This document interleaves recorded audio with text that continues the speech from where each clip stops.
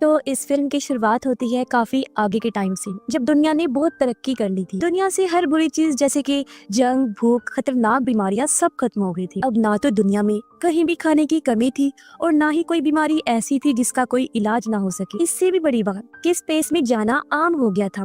हर कोई अब आराम से आसमान की सैर को जा सकता था। इसी बीच हम एक स्पेसशिप में कहानी की मेन कैरेक्टर मैक्स को देखते हैं। मैक्स को भी घूमने का बहुत शौक था, इसलिए वो अपने खास स्पेसशिप से गैलेक्सी में घूमने निकला हुआ था। उसे हर प्लेनेट पर जाने, वहाँ के रहन सहन के बारे में जानने का बहुत शौक था। हालांकि उसकी फैमिली हमेशा उसे कहती थी कि बस वापिस आ जाओ और अपनी पढ़ाई पर ध्यान दो, लेकिन क्योंकि उसे पढ़ाई का शौक तो था नहीं, इसलिए वो अपनी फैमिली की बातों पर ध्यान नहीं दिया करता था। इसी बीच अचानक एक चट्टान का टुकड़ा मैक्स की स्पेसशिप से आकर टकरा जाता है, जिसे वो कंट्रोल से बाहर हो गया। सिस्टम में खराबी होने लगी, लाइट्स खराब हुई, अलार्म बजने लगी। ये देखते हुए मैक्स ने जल्दी जल्दी स्पेसशिप को नीचे उतारना चाहा, लेकिन सिस्टम पूरी तरह खराब हो गया और स्पेसशिप गिरने लगा। देखते ही देखते शिप एक अनजान प्लेनेट के आइलैंड पर तबाह हो गया और फिर स्पेसशिप में धमाका होने से पहले ही मैक्स उसमें से उतर गया और अब वो इस अनजान आइलैंड पर फंस चुका था। यहाँ दूर दूर तक कोई नजर नहीं आ रहा था जो उसकी मदद को आता। ये आइलैंड काफी अजीब था, रेगिस्तान जैसा। ज्यादा अंधेरा तो नहीं था, बस खामोशी थी जो डरा देने वाला माहौल बना रही। खैर,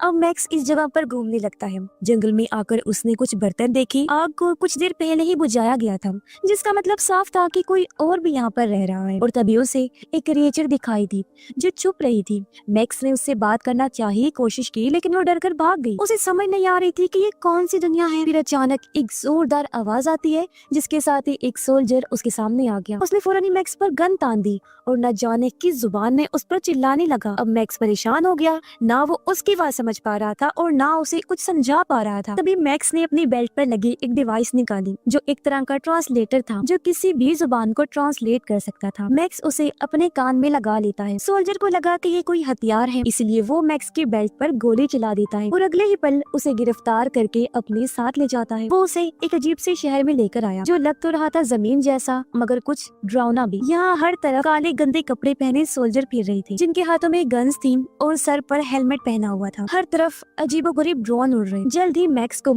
एक लैब में लाया गया जहाँ कुछ साइंटिस्ट थे। वो लोग दरअसल मैक्स को कोई एलियन समझ रहे थे, इसलिए उसके सर पर डिवाइस वाला एक हेलमेट लगा देते, क्योंकि वो इस डिवाइस के जरिए मैक्स के ख्यालों को पढ़ के उसका हर एक राज जानना चाहती थी। लेकिन जल्द ही उन लोगों को लगने लगा कि ये कोई एलियन नहीं है, बल्कि एक पागल इंसान है। इसीलिए उसे पागल खाने भेजने का फैसला किया जाता है। ये काम एक सीनियर सोल्जर के जिम्मे लगाया गया, जिसका नाम गाय था। अचानक सभी लोग जोर जोर से गीत गाने लगे, जो उनके मुल्क और गवर्नमेंट के उनके दिल में प्यार का गीत था। उन्हें देखने से ऐसा लग रहा था वो जैसे किसी के कंट्रोल में हो और इस गीत के अलावा इनके दिमाग में और कुछ ना हो। ये सब चीजें मैक्स को काफी अजीब और फनी भी लग रही थी। साथ ही उसे शक भी हो रहा था। पर अचानक एक सोल्जर जमीन पर गिर पड़ा, बुरी तरह उसे दौरे पड़ने लगे। इसलिए अथॉरिटी वाले उसे उठाकर ले जाते हैं, जो देखकर मैक्स का शक और बढ़ जाता है। अब मैक्स को जब पागल खाने ले जाया जा रहा था तो वो वहाँ के बुरे हालात देख रहा था कि सब कितना खराब है। सड़कें, बिल्डिंग्स टूटी हुई हैं और हर 2-3 किलोमीटर के फासले पर अजीब तरह के टावर्स हैं। इस बारे में वो गाय से पूछता है कि ये टावर किस लिए हैं। तब गाय कहता है कि वो क्या है ना, आजकल बागियों की तादाद काफी बढ़ गई है, वो यहाँ आते रहते हैं,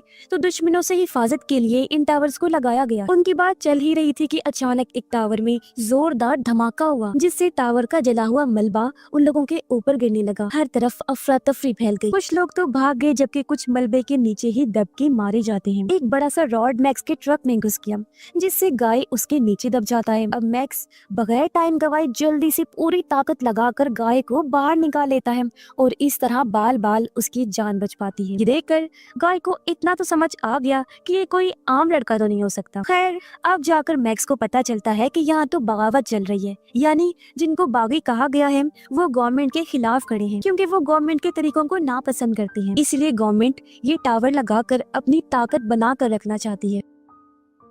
ये लोग पैदल ही आगे बढ़ जाते हैं। मेन शहर में आने के बाद एक ताकतवर आदमी दिखाया जाता है जो रिसर्च डिपार्टमेंट का हेड होता है। वो अपने एजेंट को हुक्म देता है कि वो मैक्स को मेरे पास लेकर आए, जबकि उससे पहले मैक्स को इस बार एक बड़े से टैंक में बंद करके रखा जाता है, क्योंकि साइंटिस्ट उसके दिमाग को और अंदर से परखना चाहते थे। लेकिन तभी यहाँ डिपार्टमेंट हेड का एजेंट आकर बगैर किसी की इजाजत के मैक्स को वहाँ से ले जाता है। इसी बीच हम एक वकील को देखते हैं जिसने भी काफी देर से मैक्स पर नजर रखी हुई थी, लेकिन जब उसने टाइम देखा वो काफी घबरा गया। जल्दी से बाथरूम में जाकर वो लॉक हो जाता है, पर अचानक उसे भी वही दौरा पड़ने लगता है। उधर एजेंट जब मैक्स को ले जा रहा था तो बार बार घड़ी को देखकर उसके भी पसीने छूट रही थी। अचानक उसे भी दौरा पड़ गया और ये देखकर कुछ लोग एजेंट को बंदी बनाकर अपने साथ ले जाते हैं और आसपास के लोग एक बार फिर गीत गाने लगते हैं। अब लोग मैक्स को देखकर उसे बागे कहने लगे, क्योंकि वो उनकी तरह गीत जो नहीं गा रहा था। वो उस पर चिल्लाने लगी। तब इस भगदड़ का फायदा उठाकर मैक्स वहाँ से भाग जाता है। अब पता चलता है कि फादर्स नामी एक ग्रुप है जिसमें वो सारे फादर्स यहाँ पर राज करते हैं, जिनमें रिसर्च डिपार्टमेंट का हेड और उसका एजेंट भी शामिल थे। अब इनके कुछ रूल्स थे, जो भी फादर छोटी सी भी गलती अगर करता तो बाकी फादर्स उसे मार दिया करती थी। अब मैक्स एक बार में गया जहाँ की वेट्रेस उसे काफी अच्छी लगी। दोनों की कुछ देर तक बातें हुई और उनकी अच्छी दोस्ती हो गई। एक दूसरा बदतमीज कस्टमर वेट्रेस से बदतमीजी करने लगा। मैक्स ने उसे रोकने की कोशिश की, लेकिन दोनों की लड़ाई हो जाती है। उसने कई बार मैक्स पर हमले किए, लेकिन उसने हर हमले को नाकाम बना दिया क्योंकि उसके पास बहुत ताकत थी। इसके बाद मैक्स ने वेट्रेस को यहाँ आने तक की सारी कहानी बताई। बातों ही बातों में उसे पता चला कि वेट्रेस गाय की बहन है। वेट्रेस मैक्स को अपने घर ले जा रही थी तो वो भी खुशी खुशी मान गया, लेकिन जब दोनों बार से बाहर आई तो वो बदतमीज आदमी फिर से आ गया। इस बार वो अपने गुंडे भी साथ लेकर आया था मैक्स से बदला लेने के लिए। अब मैक्स भी जानता था कि इनसे कैसे निपटना है। जैसे ही उन लोगों ने तलवार से हमला किया, मैक्स बड़े ही आराम से बच गया और अब वो लोग मैक्स पर झपट पड़े, लेकिन उस पर तो कोई असर ही नहीं हो रहा था।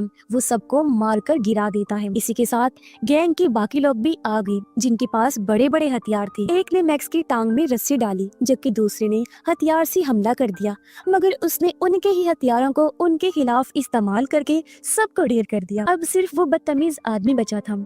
वो गोल्ड डिवाइस को मैक्स की तरफ फेंकता है जिस पर ब्लेड्स लगे हुए थे, लेकिन कुछ भी होने से पहले मैक्स बड़े आराम से बच जाता है। घर पर आने के बाद गाय भी मैक्स को अपने घर में रहने की इजाजत दे देता है। धीरे धीरे मैक्स यहाँ के तौर तरीकों को समझने लगता है। उसे एक चीज बहुत हैरान कर देती है। उसने देखा कि गवर्नमेंट उसके ख्यालों को टीवी पर किसी फिल्म की तरह दिखा रही है। उनकी गवर्नमेंट लोगों को ये कहती है कि हम लोग अपने प्लेनेट के अंदर रहते हैं, न कि सतह पर, क्योंकि बाहरी दुनिया में कोई सितारा प्लेनेट कुछ भी नहीं है। साथ ही उनको ये भी बताया जाता है कि उनके फादर्स ने बागियों के खिलाफ जंग जीतकर ये टावर लगाए हैं, तब जाकर उनका ये प्लेनेट, ये मुल्क बचा है। गाय मैक्स को कहता है कि अपने मुल्क की हिफाजत करना सबसे बड़ी जिम्मेदारी है, तुम भी मेरी तरह गार्ड बन जाओ। मैक्स इसके लिए मान गया, जहाँ उसकी आर्मी वाली ट्रेनिंग शुरू हुई, जिसमें उसने गीत भी सीखा और कई सारे इम्तिहानों को पास किया। बागियों की चीजों को शूट करने वाले इम्तिहान में तो उसने टॉप किया, यानी वो कमाल का शूटर भी था। अब कड़ी ट्रेनिंग के बाद मैक्स को आर्मी में भर्ती कर लिया गया। उनका पहला मिशन बागियों के एक अड्डे को तबाह करना था। जल्द ही ये लोग वहाँ पहुँच गए और इन्होंने वहाँ हमला कर दिया। बॉम्ब फेंके गई और बागियों को घसीटा गया। ये चीज मैक्स को अजीब लगी, क्योंकि उसने देखा कि बागी लोग कोई मॉन्स्टर क्रिएचर नहीं हैं, बल्कि ये तो कुछ डरे हुए लोग हैं। ये देख मैक्स ने उन्हें ना मारने का फैसला करके बंदूक नीचे फेंक दी, जबकि बाकी लोग बुरी तरह बागियों को मार रहे थे, जानवरों की तरह घसीट कर उन्हें ले जाया जा रहा था। और ये चीज जाहिर है मैक्स को भी बहुत अजीब लगी और बुरा भी लगा। अब बागियों को सजा के लिए कोर्ट लाया गया।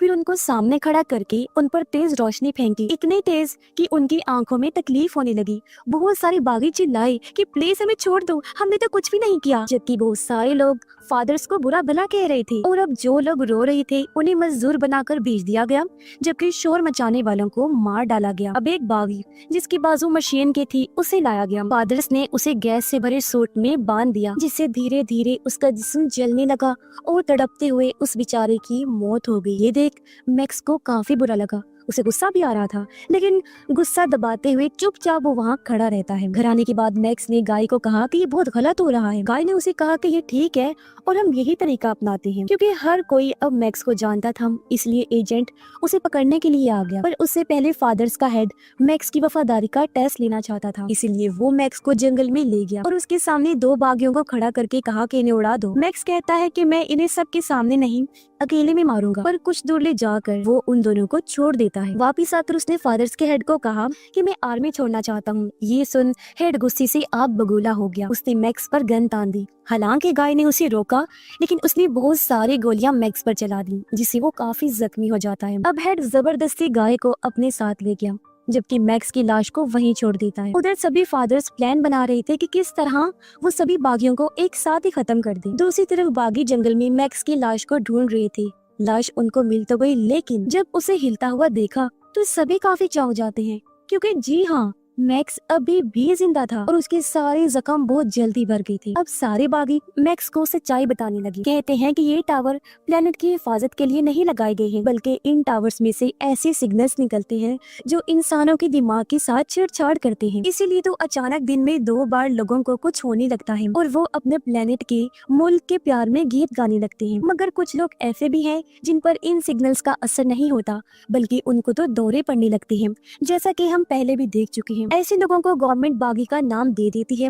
ताकि उन्हें मार दिया जाए। ये सुनकर मैक्स समझ गया कि ये सिस्टम तो बहुत बुरा है। तभी एक बार फिर टावर में से सिग्नल आने लगी। बाकी लोग मुंह में लकड़ी रख के बैठ गए ताकि दौरे के दौरान उनकी जुबान दांतों में न आ जाए। उधर वकील भी यही कर रहा था और क्योंकि सिग्नल्स का असर मैक्स पर तो होता नहीं, इसलिए वो बाकियों की मदद करने लगा। जल्दी वो बागियों के साथ मिल गया और उन्होंने फैसला किया कि वो टावर को उड़ा देंगे। इसलिए वो चुपके से टावर की एक एरिया में घुस गए। बागियों ने जैसे गोलीबारी की तो सभी सोल्जर्स अलर्ट हो गए। मैक्स तो बड़े आराम से आगे बढ़ रहा था। जो भी उसके सामने आता जा रहा था वो मार मार कर उनको साइड पर कर रहा था। बागी भी मुकाबला कर रही थी।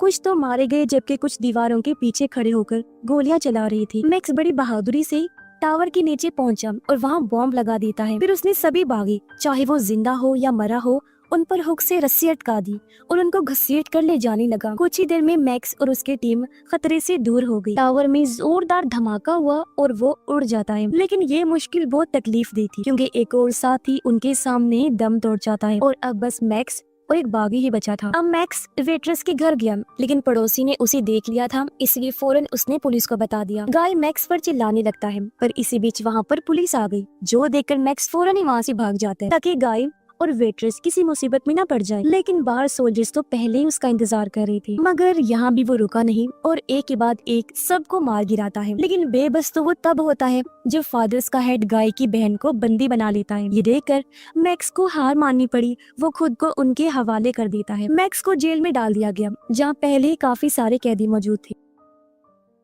उधर वकील मैक्स के बारे में जानकारी इकट्ठा कर रहा था। उसे पता चला कि मैक्स पर टावर में से आने वाले सिग्नल्स का कोई असर नहीं होता। ये जानकर उसे बहुत हैरानी हुई और वो मैक्स को अगवा करने का प्लान बनाता है। उधर मैक्स और बाकी कैदियों को जंगल में भेजा गया ताकि वो बचे हुए हथियारों को इकट्ठा कर सके। जब वो ये कर रही थी तो अचानक कुछ रोबोट्स अपने आप ही एक्टिवेट होकर गोलियां चलाने लगी। सब लोग चुपचाप नीचे लेट गए। उन्होंने भी जवाबी वार किया और सभी रोबोट्स को उड़ा दिया। मैक्स एक सोल्जर को बताता है कि जब मैं यहाँ आया था तो मैंने एक क्रिएचर को देखा। तब सोल्जर उसे बताता है कि वो कोई क्रिएचर नहीं बल्कि बदले हुए इंसान है जो बहुत ही खतरनाक होते हैं। उनको देखते ही फौरन मार देना चाहिए। अब अचानक वो सोल्जर गड्ढे में गिर गया। तब उसे बचाने के लिए मैक्स भी कूद पड़ता है। ये एक सुरंग थी, इसलिए दोनों छानबीन करने आगे बढ़ने लगी। इन्हें एक काफी पुरानी लैब नजर आती है, लेकिन इसी बीच एक क्रिएचर भी वहाँ आ गया। वो लोग जब छानबीन कर रहे थे तो क्रिएचर सोल्जर पर हमला करके उसे पकड़ लेता है। इससे पहले वो उसे मारता मैक्स सोल्जर को बचा लेता है। फिर वो खुद क्रिएचर से लड़ने लगा और आखिर उसे गिराकर कैद कर लेता है। लेकिन मैक्स को एहसास हुआ कि अगर सोल्जर को मौका मिला तो वो इस क्रिएचर को मार देगा, इसीलिए मैक्स क्रिएचर को आजाद कर देता है। अगले दिन मैक्स और 2 साथी जंगल में घूम रही थी। तभी उनकी नजर लाल टैंक पर गई जो झाड़ियों में फंसा हुआ था। इससे पहले ये लोग लाल टैंक के पास जाते काले टैंक्स उन पर हमला करने लगे। हालांकि वो भी जवाबी वार कर रही थी, लेकिन उनके किसी भी हमले का टैंक्स पर कोई असर नहीं हो रहा था। ये देख मैक्स को एक आइडिया आया और उसने लाल टैंक पर हमला कर दिया, जिससे अब लाल टैंक ब्लैक टैंक्स पर ही हमला कर देता है। एक एक करके उसने सारे ब्लैक टैंक्स उड़ा दिए। अब मैक्स जल्दी से लाल टैंक के अंदर घुस गया। फिर उसने सारी तारों को काटकर टैंक को डीएक्टिवेट कर दिया। अब मैक्स वहाँ से भागने का प्लान बना चुका था, लेकिन कोई और उसके साथ जाना नहीं चाहता था क्योंकि उन्हें लग रहा था कि ये इतना आसान नहीं होगा, ये किसी खतरे से खाली नहीं है। इसीलिए मैक्स अकेला ही टैंक लेकर चल पड़ा। हालांकि रास्ते में बिछाए गए बहुत सारे बॉम्ब्स ने टैंक पर हमला किया, लेकिन उसे कुछ भी नहीं हुआ। उधर वकील को जब पता चला कि मैक्स जेल से भाग गया है तो गुस्से में आकर उसने अपने ऑफिस की सारी चीजों को तोड़ फोड़ कर दिया। थोड़ा दूर आने पर मैक्स को कुछ फौजी मिले जो सभी गाड़ियों को चेक कर रही थी। जैसे ही एक फौजी ऊपर आया, मैक्स खुश हो गया क्योंकि वो और कोई नहीं बल्कि गाय था। उसे देखते ही मैक्स अंदर खींच लेता है और बस फिर क्या था, वो बिना रुके गेट तोड़कर वहाँ से भाग जाता है। हालांकि फौजियों ने बहुत गोलियां चलाई, लेकिन कोई असर नहीं हुआ। अब गाय काफी चौंक गया। वो हैरान होते हुए मैक्स से पूछता है कि भाई मुझे क्यों अंदर खींचा और कहाँ लेकर जा रहे हो। इसमें मैक्स कहता है रिलैक्स हो जाओ मेरे दोस्त, मैं तुम्हें एक नई जिंदगी दिखाने ले जा रहा हूँ जो यहाँ से बहुत बेहतर होगी। ये बात सुनकर दोनों काफी खुशी से आगे बढ़े और इसी के साथ इस फिल्म की कहानी यहीं पर खत्म हो जाती है।